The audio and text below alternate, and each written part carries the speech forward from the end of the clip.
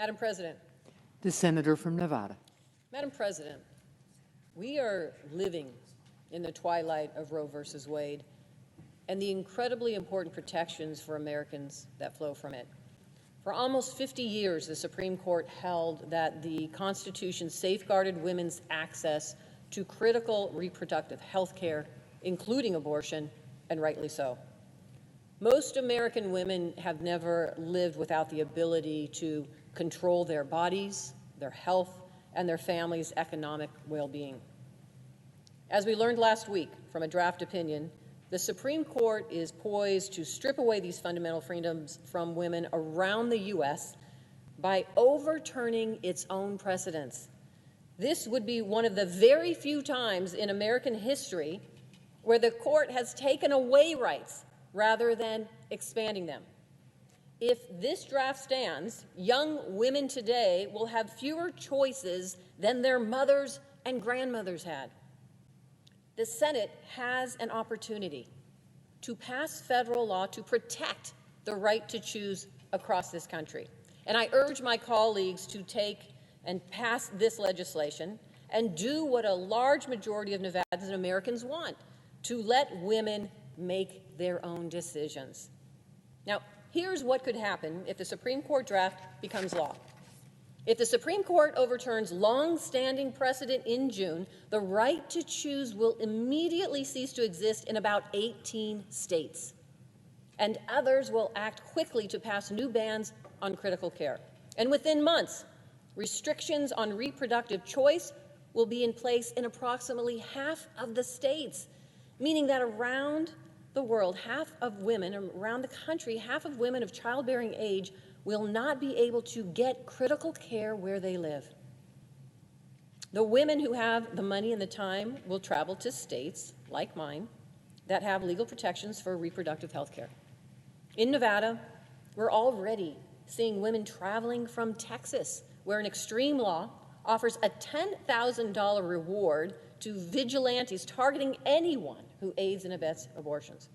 If Roe falls, it will automatically trigger abortion bans in neighboring Idaho and Utah as well. We'll see women traveling to Nevada from those states too. But the vast majority of women seeking reproductive care won't even have the option to travel for care. We know what happens to these women.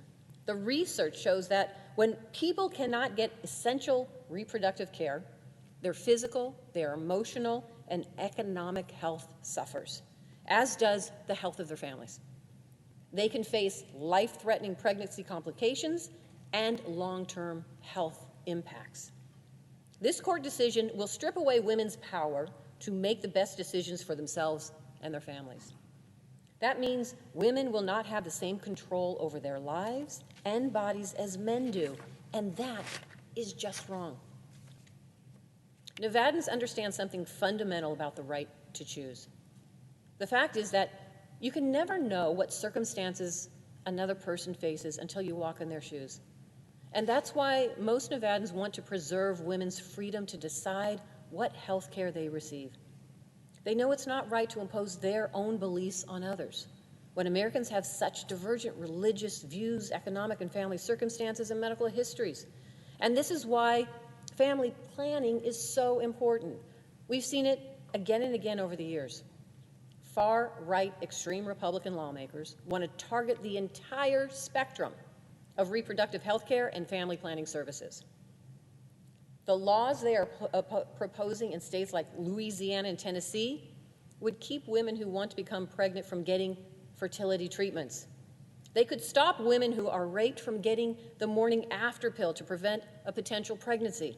These laws could block access to contraception for women who have painful menstrual cycles or other health conditions, or who simply don't want to have a child.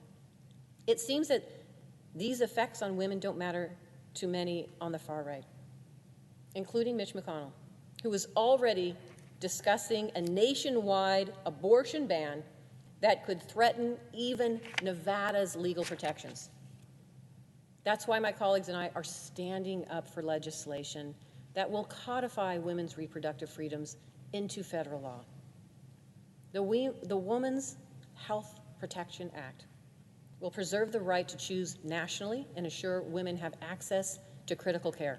If we want our daughters to grow up with the same freedoms we have had for 50 years, we have to act now.